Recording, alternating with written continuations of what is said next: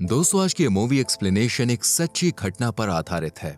जब साल 2004 में थाईलैंड में सुनामी आई थी, तब 2,70,000 लोगों में हेनरी नाम के एक आदमी का परिवार भी शामिल था, जो सुनामी की चपेट में आ गया था। लेकिन फिर यह परिवार किस तरह बचा, यह आपको लास्ट में पता चलेगा। तो कहानी की शुरुआत एक फैमिली को दिखाते हुए होती है, जो कि अपनी क्रिसमस की छुट्टियों को बिताने और उन्हें यादगार बनाने के लिए थाईलैंड जा रहा था। इस फैमिली में डॉक्टर मारिया और उनके हस्बैंड हेनरी थे, और इन दोनों के 3 बेटे थे, जिनका नाम ल्यूकस, थॉमस और साइमन है। यहाँ पर हम देखते हैं कि मारिया को प्लेन की लैंडिंग के वक्त काफी डर लगता है, जिस वजह से ल्यूकस उसका मजाक उड़ाता है। अब थोड़ी देर बाद यह पूरा परिवार थाईलैंड के एक बेहद ही खूबसूरत रिजॉर्ट में पहुंच जाता है, जहाँ का नजारा देखने लायक था, क्योंकि इनके रिजॉर्ट के सामने ही इंडियन ओशन होता है। अब अगले दिन क्रिसमस था, इसलिए हेनरी अपने तीनों बच्चों के लिए क्रिसमस गिफ्ट लेकर आता है, और तीनों ही बच्चे अपने गिफ्ट्स को देखकर काफी खुश होते हैं। इसके बाद ये सब मिलकर समुद्र के किनारे मौज मस्ती करने पहुंच जाते हैं, जहां जाकर हेनरी अपने तीनों बेटों के साथ बहुत मजे करता है,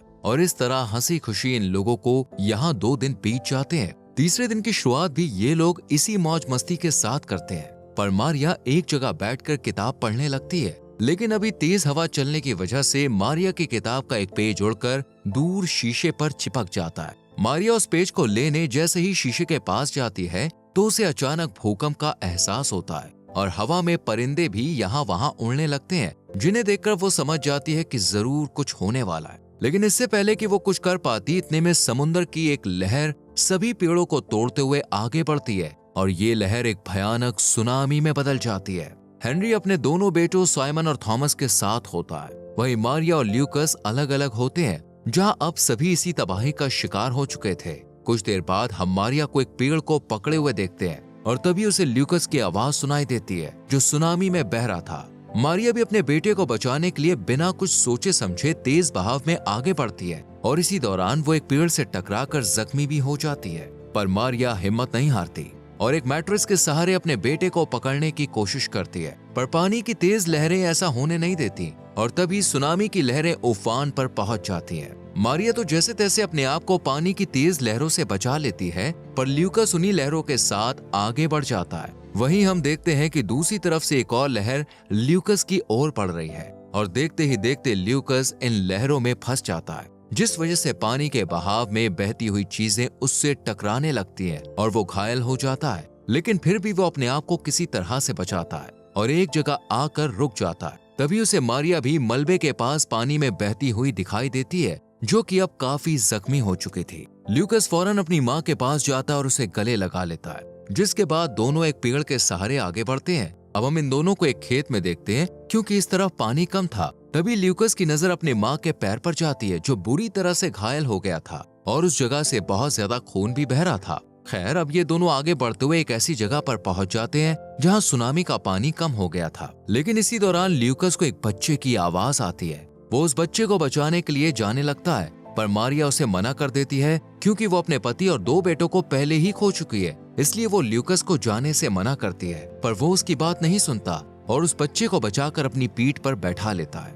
इसके बाद ल्यूकस उस बच्चे को एक पेड़ पर चढ़ा देता है, और फिर वो अपनी माँ को भी उस पेड़ पर चढ़ाने की कोशिश करता है, क्योंकि उन्हें नीचे से कोई मदद के लिए देख नहीं पाएगा। इसलिए वो पेड़ पर चढ़ रहे होते हैं, पर मारिया के पैर में चोट लगने की वजह से वो चढ़ नहीं पाती। मगर ल्यूकस उसे हिम्मत देता है और किसी तरह उसे भी पेड़ पर बैठा देता है। अब तीनों रेस्क्यू टीम के आने का इंतजार करने लगते हैं। कुछ ही देर में उस जगह पर लोकल गांव वाले आ जाते हैं, जो जिंदा बचे हुए लोगों को ढूंढ रहे थे, और तभी वो लोग पेड़ पर बैठे हुए ल्यूकस को देखते हैं और इन तीनों को अपने साथ ले जाते हैं। पर मारिया के जख्म बहुत ही ज्यादा गहरे और गंभीर थे, इसलिए गांव वाले मारिया को हॉस्पिटल ले जाने लगते हैं, जहां ल्यूकस भी उसके साथ ही होता है। हॉस्पिटल जाते वक्त ल्यूकस बहुत सारे लोगों को सड़क पर बैठे हुए देखता है। दरअसल ये वही लोग होते हैं जो सुनामी की चपेट से बच गए थे, पर उनकी कंडीशन बहुत ही ज्यादा बेकार होती है। अब जैसे तैसे मारिया हॉस्पिटल पहुंच जाती है, मगर इस तबाही की वजह से हॉस्पिटल में भी काफी भीड़ होती है, और चारों तरफ घायल लोग ही बैठे होते हैं, जिन्हें सुनामी ने अपना शिकार बनाया था।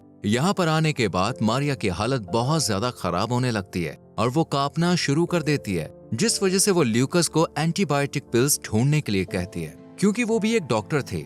वहीं अपनी माँ को दर्द में तड़पता हुआ देख ल्यूकस पिल्स ढूंढने में लग जाता है। लेकिन तभी यहाँ एक डॉक्टर आते हैं, जो मारिया को इंजेक्शन लगाते हैं और उसकी मलहम पट्टी वगैरह भी करते हैं, जिसके बाद उसे बाकी मरीजों के साथ लेटा दिया जाता है। पर अब भी मारिया की तबीयत पूरी तरह से ठीक नहीं होती और उसे वॉमिट होना शुरू हो जाती है। दरअसल सुनामी की वजह से उसके पेट में पानी के साथ साथ गंदगी भी चली गई थी, जिस वजह से उसे वॉमिटिंग हो रही थी। और तभी हम एक आदमी को देखते हैं जो कि अपने परिवार को ढूंढते हुए इस हॉस्पिटल में आया था। वो अपने परिवार वालों का नाम लेकर उन्हें ढूंढने की कोशिश करता है। ये देखकर मारिया अपने बेटे को उस आदमी की मदद करने के लिए कहती है। तब ल्यूकस उसके पास आता है और उसकी फैमिली फोटो को देखता है। यहाँ पर ल्यूकस को एहसास होता है कि सभी परिवार एक दूसरे से बिछड़ चुके हैं, इसलिए वो डिसाइड करता है कि वो सभी लोगों की मदद करेगा और वो इस हॉस्पिटल में मौजूद सभी पेशेंट्स के नाम, एड्रेस, कंट्री ये सभी एक पेपर में नोट कर लेता है। अब यहाँ ल्यूकस को एक बच्चा दिखाई देता है जो अपनी फैमिली को ढूंढ रहा होता है और ये वही बच्चा होता है जिसकी फैमिली फोटो ल्यूकस ने देखे थे।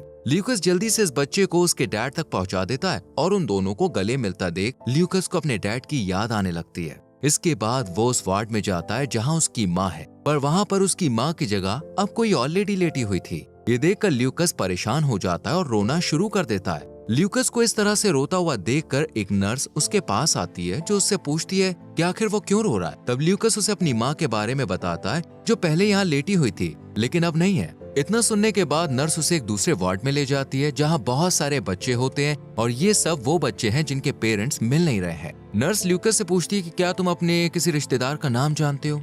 वो कहता है हाँ, लेकिन उनका नंबर भूल क्या है। इसके बाद वो नर्स उसकी शर्ट पर एक स्टिकर लगाकर चली जाती है जिस पर एक नंबर होता है। यहाँ मौजूद सभी बच्चों के कपड़ों पर उसी तरह का स्टिकर लगा हुआ था जैसा नर्स ने ल्यूकस को लगाया था।